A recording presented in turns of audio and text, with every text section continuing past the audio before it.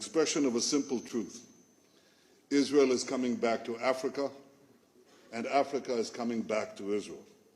I believe in Africa. I believe in Africa. I believe in its potential, present and future. It is a continent on the rise. Its people are diverse and talented. I've made strengthening our relations one of our top priorities, national and international priorities of the State of Israel.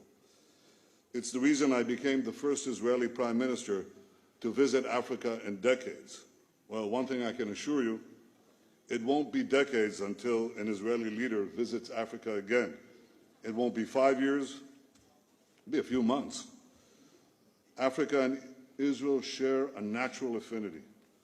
We have, in many ways, similar histories. Your nations toiled under foreign rule. You experienced horrific wars and slaughters, and you are still fighting to get out of the past into the future valiantly, in efforts that I deeply admire. With determination and conviction, you won your independence. You healed the wounds of the past to chart a future of hope for your people. This is very much our history. Our people, too, were denied independence for far too long. Our people, too, suffered the indignity of bondage, slavery, and dispossession. Our people, too, experienced unimaginable horrors of mass death and genocide. But we never, ever gave in. We fought for our independence and won. We think that Israel now is the best partner that the countries of Africa could have, and it's something that is dear to our hearts. The founder of modern Zionism, the national movement of the Jewish people, was Theodor Herzl, and he said, after I liberate the Jewish people, I will go to Africa to help liberate the black people. We have our African brethren, the Ethiopian Jews, who are in our society, and I personally work every few weeks to help integrate more and more and incorporate them in our society. I believe this. I believe in Africa. I believe in your future, and I believe in our partnership. I believe that Israel still continues with this path of supporting its friends, its allies, its family. And just like we did that in 1967, Israel supports and does what it can. I did hear that Mr. Kanu was in Israel, in Jerusalem, before he was abducted and disappeared from the public's eye. And this is the most important thing that I want Biafrans to take from this discussion, that Israel, we stand with you guys. And although the cause of Biafra is not very familiar with the world and with Israelis, I want to say that, because of my activity, because of what I do, more and more Israelis are hearing about the cause of Biafra each and every day. So yes, we do stand with you. I want you to know. Today being the 7th of June of 2025, the trial of Mr. Simon has continued, and in this video we shall be covering the court proceedings and every other details within. First thing first, the pictures and videos used in this particular video coverage are for illustrative purposes. This does not represent the videos from the court session today in any way, shape or form. With all of that being said, let's kickstart this video. Well, the court session kicked off at around 10:30 a.m., which is quite early. The two different legal counsel teams were present. That is to say, the legal counsel team of Simon and the prosecuting legal counsel team were present. So, the court session started by Simon's lawyer making an introductory speech. He started by saying, yesterday, the court heard accusations that my client used social media to cause trouble and violence in the southeastern region of Nigeria. We believe this is wrong. The evidence shown was weak and didn't clearly prove my client caused any violence. The court needs to see the full picture of what happened online and not just parts that the other side wants to show. My client's posts were misunderstood. We are sure that a fair look at all facts will show my client is innocent. This statement from Simon's lawyer did not sit well with the prosecuting lawyer, and that is why he stood up by saying, "Ladies and gentlemen of the jury, the defense is attempting to distract you from the very real consequences of the defendant's actions. While they may argue about the context of the post, the fact remains violence occurred. People were harmed. The defendant's words, broadcast to a wide audience, fueled that violence.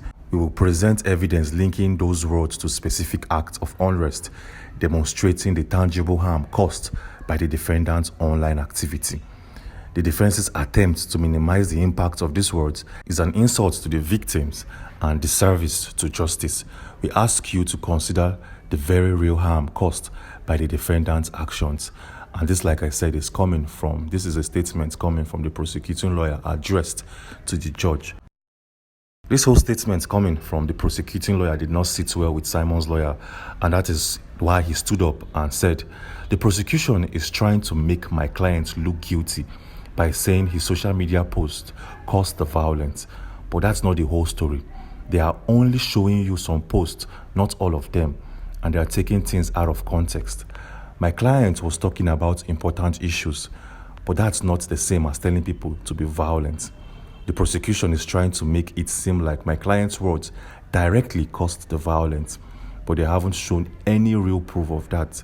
They are guessing, not showing facts. We are going to show you that the violence had many causes, not just my client's post. We'll also show that other people were saying similar things, but only my client is being blamed. That is not fair."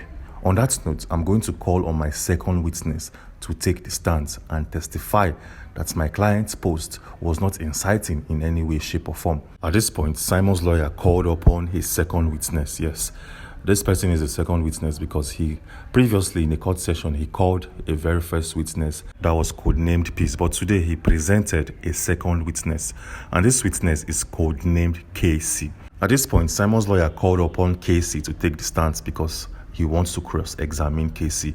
He wants to ask him some questions that will help prove that Simon is not guilty but innocent. Yes. So let's take a look at the cross-examination between Simon's lawyer and Casey, a witness who happens to be a close friend of Simon. So Casey took to the stand, and Simon's lawyer continued or asked him a couple of questions. He was like, "Good morning, Casey. Thank you for being here today. You've known Simon for quite some time, haven't you?"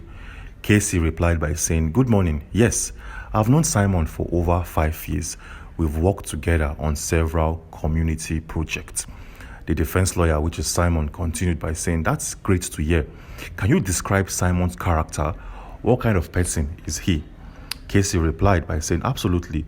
Simon is one of the most compassionate and dedicated individuals I know. He's always advocating for social justice and equality. He genuinely cares about people and believes in peaceful solutions in problems."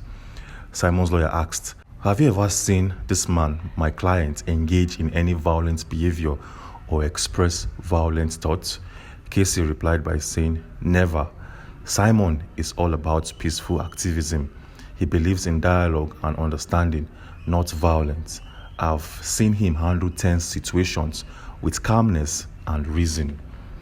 The defense lawyer, which is Simon's lawyer, continued by saying, "Now, let's talk about Simon's social media post, which the prosecuting lawyer believes or claims incites violence. Have you reviewed this post?" Casey replied or answered by saying, "Yes, I have. I looked at them closely and I can tell you that they do not incite violence at all." Simon's lawyer continued by saying, "What do you believe Simon was trying to convey through this post?" Casey replied by saying, "Simon was expressing his frustration with social injustice and calling for change. His posts were about raising awareness and encouraging people to come together peacefully. He was advocating for constructive dialogue, not violence." Simon's lawyer responded by saying, "The prosecution has highlighted specific phrases from Simon's post as evidence of incitement. Can you address those concerns?" Casey replied by saying, "Certainly. The prosecution is taking those phrases out of context. For example, when Simon used strong language, it was to emphasize the urgency of the issues at hand, not to incite violence. If you read the entire post, it's clear he was advocating for peaceful protest and community engagement. The lawyer continued by saying, can you give me an example of specific post that prosecution has misinterpreted? Casey said, yes. There's one post where Simon talks about the need for people to stand up against injustice. The prosecution claims he was inciting violence, but in reality, he was encouraging people to participate in peaceful demonstrations. He explicitly stated that violence is not the answer. Simon's lawyer replied by saying, the prosecution has also suggested that Simon's social media activity paints him as a terrorist. How do you respond to that? Casey said, that's completely unfounded. Simon is not a terrorist. He's a community activist. He has dedicated his life to helping others and promoting positive change. Labeling him a terrorist is not only inaccurate, but also deeply disrespectful to his character and his work. Simon's lawyer responded by saying, can you provide specific examples of Simon's community involvement that demonstrate his commitment to peace? Casey said, absolutely. Simon has organized numerous peaceful protests led by community cleanup initiatives and volunteered at local shelters. He's also been involved in efforts to uplift the community through non-violent means. For instance, last year, he organized a peaceful march to raise awareness about local environmental issues, and it has a huge success here in Finland. The defense lawyer said, in your opinion, is Simon a threat to public safety? Casey replied by saying, not at all. Simon is a force for good in our community. He promotes understanding and cooperation among people. He's everything terrorist is not. Simon's lawyer continued by asking, the prosecution might argue that Simon's passionate language could be interpreted as inflammatory. How would you counter that? Casey responded by saying, passionate language is not the same as incitement. Simon's passion comes from a place of deep concern for social justice. He uses his voice to advocate for positive change, and he channels his passion into organizing peaceful actions. His intent is always to inspire, not to incite. The defense lawyer said, thank you, Casey.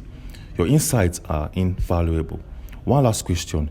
Do you believe that Simon's actions and words align with principles of peaceful activism?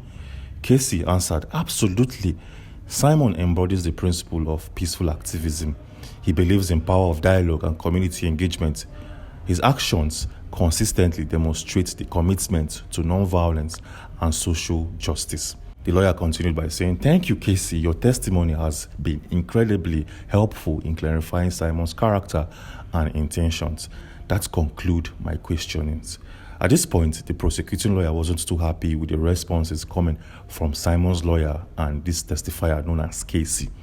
The prosecuting lawyer stood up and said, Your Honor, I would like to bring to the court's attention a matter of significant concern regarding the witness Casey and the defendant's lawyer.